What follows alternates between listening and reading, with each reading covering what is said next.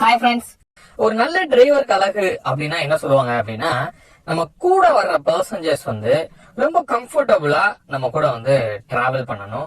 Which means என்ன அப்படின்னா, நம்ம கியரை ஷிஃப்ட் பண்ணும்போது அவங்களுக்கு பெருசா ஒரு ஜர்க் நம்ம கொடுக்க கூடாது. அதாவது நம்ம கியரை ஷிஃப்ட் பண்ணும்போது நம்ம கியரை ஷிஃப்ட் பண்றோம் அப்படிங்கிற ஒரு ஃபீலே அவங்களுக்கு தெரியக்கூடாது அப்படின்னு சொல்லுவாங்க.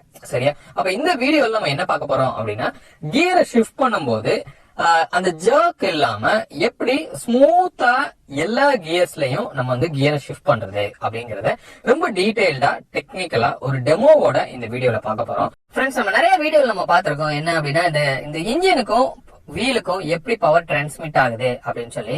சோ இன்ஜின்ல இருந்து ப்ரொடியூஸ் ஆகிற பவர் ஃபிளை வீல் அப்படிங்கிற ஒரு பிளேட்டை சுத்த வைக்குது. அதுக்கப்புறமா வீலுக்கும் அந்த பிளை வீலுக்கும் நடுவுல கியர் அண்ட் தென் கிளச் அப்படிங்கிற அரேஞ்ச்மெண்ட் உங்களுக்கு இருக்கு. ரைட்? அப்ப இந்த பிளை வீலையும் நம்மளோட கியரையும் சேர்த்து பிரிக்கிறதுக்கு தான் இந்த கிளச் அப்படின்னு சொல்லி ஒண்ணு இருக்கு. அப்ப அந்த கிளச்சை நம்ம எப்படி எஃபெக்டிவா யூஸ் பண்றோமோ அதை பொறுத்துதான் அந்த ஒரு ஸ்மூத்தான கியர் டிரான்சிஷன் உங்களுக்கு இருக்கும். சரியா? இப்போ நம்ம பாக்குறது எல்லாமே ஒரு மேனுவல் கியர் பாக்ஸ் இருக்கிற ஒரு காருக்கு தான் நம்ம பேசிட்டு இருக்கோம். சரியா? ரைட். அப்போ இந்த கிளச்சை நீங்க எப்படி ஹேண்டில் பண்றீங்க அப்படிங்கறத பொறுத்துதான் இந்த ஸ்மூத் டிரான்சிஷனே உங்களுக்கு இருக்குது. இப்போ இது ஒரு கியருக்கும் நம்ம ஒரு மாதிரி யூஸ் பண்ண வேண்டியிருக்கும். அதாவது லோயர் கியருக்கு ஒரு மாதிரி டெக்னிக் யூஸ் பண்ணணும்.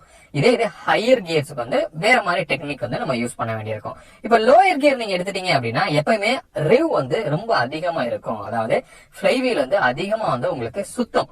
ஆனா ரோடோட ஸ்பீட், வீலோட ஸ்பீடு பாத்தீங்கன்னா ரொம்ப கம்மியா இருக்கும். அப்ப அந்த டைம்ல நீங்க ரெண்டையும் மர்ஜ் பண்ணும்போது உங்களுக்கு என்ன ஆகுது, ஃபிளை வீல் ரொம்ப அதிகமான ஸ்பீட் சுத்திட்டு இருக்கும்போது என்ன ஆகும், அந்த இடத்துல ஒரு ஜர்க் கிரியேட் ஆகும். அதனாலதான் இந்த ஃபர்ஸ்ட் அண்ட் செகண்ட் கியர்ல பாத்தீங்க அப்படின்னா அதிகமா ஜர்க் உங்களுக்கு கிரியேட் ஆகுது. ஓகே, அப்ப அதை என்ன பண்றது அப்படின்னா, ஃபர்ஸ்ட் அண்ட் செகண்ட் கியர்ல அதாவது லோயர் கியர்ஸ்ல நீங்க என்ன பண்ண வேண்டியிருக்கும் அப்படின்னா, ஸ்லோவா நீங்க என்ன பண்ண வேண்டியிருக்கும், கியரை நீங்க ஷிஃப்ட் பண்ண வேண்டியிருக்கும். அதே மாதிரி கிளச்சையுமே நீங்க ஸ்லோவா தான் ரிலீஸ் பண்ண வேண்டியிருக்கும்.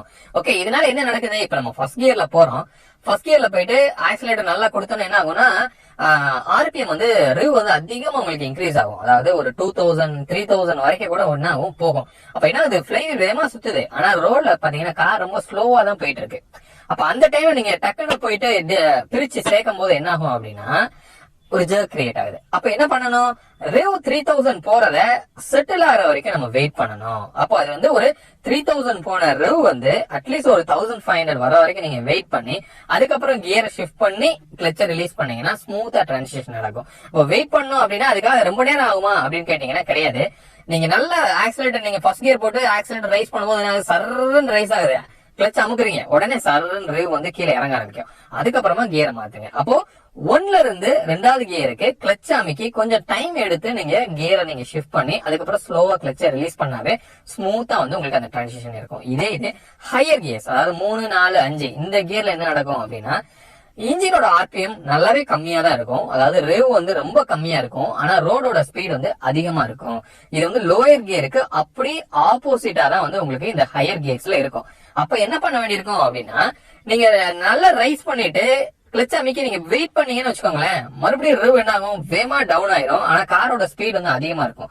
அப்ப அந்த ஜர்க் கிரியேட் ஆகும். ஓகே, அப்ப நீங்க என்ன பண்ண வேண்டியிருக்கும், குயிக்கா நீங்க கியரை சேஞ்ச் பண்ணணும், குயிக்கா கிளச்சை நீங்க ரிலீஸ் பண்ணணும். அப்படி பண்ணீங்கன்னா ஹையர் கியர்ஸ்ல அந்த ஜர்க் இல்லாம உங்களால கியரை ஷிஃப்ட் பண்ண முடியும். ரைட்? சோ இன்னொன்னு, இதை இப்ப நம்ம பேசுனது எல்லாமே ஒரு அப் ஷிஃப்ட் பண்றதுக்கு, அதாவது கியரை இன்க்ரீஸ் பண்ணும்போது அந்த ஸ்மூத்தரான ஒரு டிரான்சிஷன் தான் இப்ப நம்ம பேசிட்டு இருக்கோம். இதுக்கப்புறம் டவுன் ஷிஃப்ட் அப்படின்னு சொல்லுவோம். அதாவது ஒரு 5th கியர்ல இருப்போம், சடனா உங்களுக்கு ஒரு பிக்கப் தேவைப்படும். அப்ப என்ன பண்ணுவோம், டக்குன்னு 3rd கியருக்கு வருவோம் இல்லையா? அப்படி என்ன பண்ணுவோம், நல்லா ரைஸ் பண்ணுவோம். அப்போ 5thல இருந்து 3rdக்கு வரும்போது என்ன ஆகும், கார் சடனா இப்படி ஒரு பிரேக்கிங் எஃபெக்ட் உங்களுக்கு கிரியேட் ஆகும். சோ அந்த பிரேக்கிங் எஃபெக்ட் எதனால கிடைக்குது, கார் நல்லா ஸ்பீடா போயிட்டு இருக்கும். ஆனா இன்ஜினோட ஆர்பிஎம் ரொம்ப கம்மியா இருக்கும். ரைட்? அப்ப அந்த டைம்ல போயிட்டு நம்ம என்ன பண்றோம், கியர் கிளச்சை பிரிச்சு சேர்க்கும் போது என்ன ஆகுது அப்படின்னா அந்த இடத்துல ஒரு பிரேக்கிங் எஃபெக்ட் உங்களுக்கு கிரியேட் ஆகும்.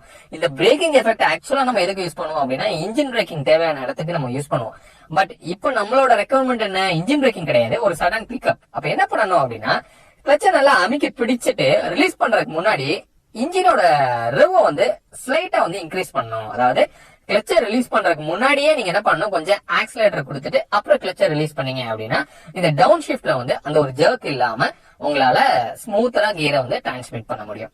ஓகே ரைட், இதான் வந்து தியரிட்டிக்கல் கான்செப்ட் இந்த விஷயத்துக்கு பின்னாடி இருக்கிறது. ஏற்கனவே நான் சொன்ன மாதிரி அந்த ஆர்பிஎம் ஒரு 3000 இல்ல 2500 இருந்து செட்டில் ஆக விடுறோம் 1500, அதுக்கப்புறம் கியரை மாத்துறோம். இப்ப நான் செகண்ட் கியர்ல போயிட்டு இருக்கேன், ஆர்பிஎம் வந்து 2000 ஆர்பிஎம் இருக்கு. இப்ப என்ன பண்றேன், கிளட்ச் அமுக்குறேன், பிரேக் கியரை நான் ஷிஃப்ட் பண்றேன், அப்புறம் ஸ்லோவா நான் ரிலீஸ் பண்ணி இப்ப நான் வந்து ஆக்சிலேட்டர் நான் கொடுத்திருக்கேன். இப்ப இந்த ஆக்ஷன் டைம் பாத்தீங்க அப்படின்னா ரொம்ப ஷார்ட்டா இருக்கும். எதுக்காக அப்படின்னா அந்த ரிவோ வந்து ரொம்ப கீழே வர விடக்கூடாது. அப்படி ரொம்ப கீழே வந்துட்டோம் அப்படின்னா உங்களுக்கு என்ன ஆகும், அந்த ஒரு ஜர்க் வந்து கிரியேட் ஆகும். சரியா? சோ இது மாதிரிதான் வந்து நீங்க என்ன பண்ணணும், 1 and 3க்கு ரொம்ப ஸ்லோவா உங்க ஆக்ஷன் இருக்கணும். and then 3, 4, 5க்கு வந்து உங்களோட ஆக்ஷன் வந்து கொஞ்சம் ஃபாஸ்டா இருக்கணும். சரியா? இப்ப நான் இது எல்லாமே வந்து அப் ஷிஃப்ட். இப்ப நான் அடுத்து வந்து நான் ஒரு டவுன் ஷிஃப்ட் நான் உங்களுக்கு பண்ணி காமிக்கிறேன். இப்ப வந்து நம்ம 5th கியர்ல நம்ம போயிட்டு இருக்கோம். இப்ப சடனா எனக்கு வந்து ஒரு பிக்கப் தேவை இருக்கு அப்படின்னா என்ன பண்றேன், 5thல இருந்து நம்ம 3க்கு வரோம், 3க்கு வரோம் இல்லையா?